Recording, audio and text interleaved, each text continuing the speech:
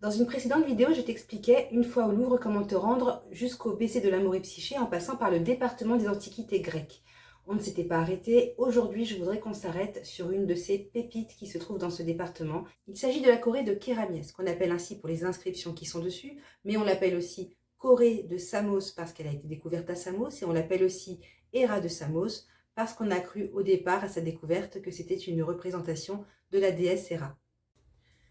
Elle a donc été découverte à Samos, une petite île proche de la Turquie, sur le site de l'Ereyon, un temple dédié à la déesse Héra. Et c'est le français Paul Girard, alors désolé, j'ai pas trouvé de photo, ancien conservateur du musée du Louvre et membre de l'école française d'Athènes, qui l'a découverte.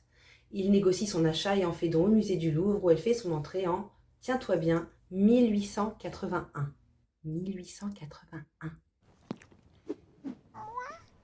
Ce qu'on appelle une Corée, c'est un type de sculpture féminine qui obéit à des règles caractérisant les 7e et 6e siècles avant l'ère commune. Elles sont généralement debout, un bras le long du corps et l'autre levé contre la poitrine, soit posé à plat, soit tenant une offrande. Un oiseau, une pomme, un lapin. Nous avons donc ici une statue grecque de la période archaïque, en marbre gris à grands cristaux, que l'on date vers 570. Toujours avant l'ère commune, t'as compris, je répète pas. La grande dame debout est acéphale et mesure 1,90 m de hauteur. Ça veut dire que si elle avait sa tête, on l'estimerait à 2,20 m. Elle a le bras droit le long du corps, le bras gauche replié sur la poitrine, et alors elle est particulièrement bien habillée. Si tu observes les couches de vêtements, elle porte un chiton ceinturé, un himation qui est un tissu épais servant de manteau qui lui recouvre l'épaule droite, et un fin voile à l'arrière qu'on appelle un épibléma. Et alors le petit détail que je trouve incroyable, regarde bien, elle tient son chiton sous le voile. Tu peux donc voir sa main et le voile par-dessus. Note que la section des jambes est circulaire, donc pas tout à fait réaliste.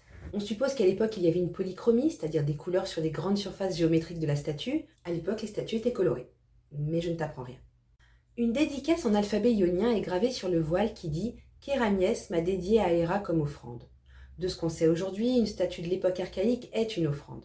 Mais l'inscription soulève tout de même quelques questions. On a le nom du dédicant, Kéramiès, mais pas le nom de l'artiste. Pourquoi la sculpture d'une femme alors que Kéramiès est un homme? Est-ce qu'il voulait seulement lui faire plaisir ou lui demander une faveur?